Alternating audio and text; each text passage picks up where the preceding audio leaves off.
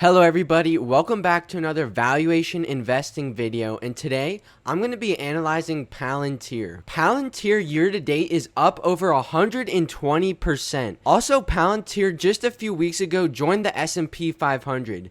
Creating a huge spike in the stock price. So today I'm going to be analyzing Palantir using my 7-step stock analysis, and at the end of the video I'm going to determine whether or not we should buy Palantir by valuing the stock price. The first step that I like to look at for my 7-step stock analysis is the trailing PE ratio.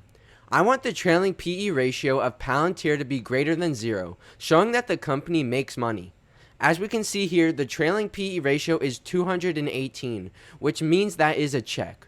However, the next metric that I look at is the forward PE ratio. We want this to be less than 30. As we can see here, Palantir has a forward PE ratio of 88.5, which is a huge X. The next metric that I look at is the revenue growth. We want the revenue growth growing at a greater than 5% rate. As we can see with Palantir in this graph, it has been growing at an about 20 to 30% rate, which is a good check and shows that the sales of the company are growing pretty rapidly. We also want to see EPS growth of greater than 5%, which is the earnings per share of the company. As we can see in this chart, Palantir has been growing their earnings per share at a rapid pace, at about 100 to 500%. However, as we can see back here, Palantir was losing money until this recent year. So that is a good sign for the business overall, and they are turning to profitability. Another metric that I look at for my 7-step stock analysis is the debt to equity ratio. We want Palantir's debt to equity ratio to be less than 1 or 100%.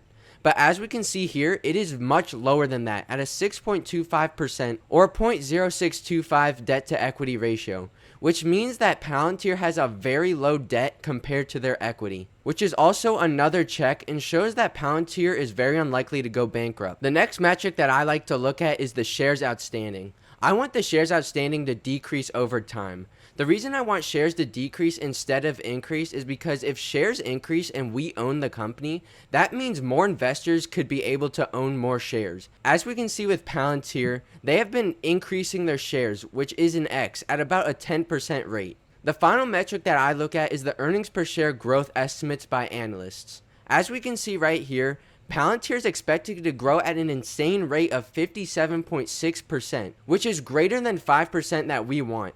This is a huge check for Palantir and shows that this company could continue to grow at an insane rate. Also, the EPS normally correlates with the stock price, showing that if the stock price today is fairly valued, I believe that Palantir could definitely outperform the market. To value a company, we have to use educated guesses to guess assumptions for the future of the company. So the first thing that we are going to predict is the revenue per share growth. I'm going to put this at 40%. Since analysts expect almost 60%, and yet over the past 5 years it was 30%, I'm going to leave it in the middle. However, it is very hard to predict high growth companies and how fast they will grow in the future.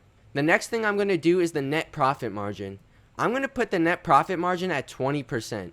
I think that there's room to grow the net profit margin since it is also a data company. I believe it could also be higher than this. However, only in the past year it has been at 15%. Next, I'm going to leave the cash conversion rate at 100%. Then I'm going to go to the terminal PE ratio, which is the price of the stock divided by the earnings per share. I'm going to put a 25 PE ratio.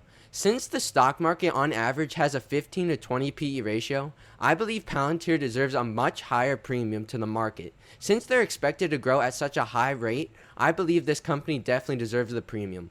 And the final thing that I'm going to put in is the discount rate. I'm going to put a 15% discount rate for a margin of safety. As we can see with our fair value calculator, we have a fair value price of $43.76, which is 16% greater than what the price is today. If you bought the stock today, you would return about 17% per year, which is definitely outperforming the market of an 8 to 10% return. If you guys like this video, please hit the like button and subscribe to the channel for more videos on stocks.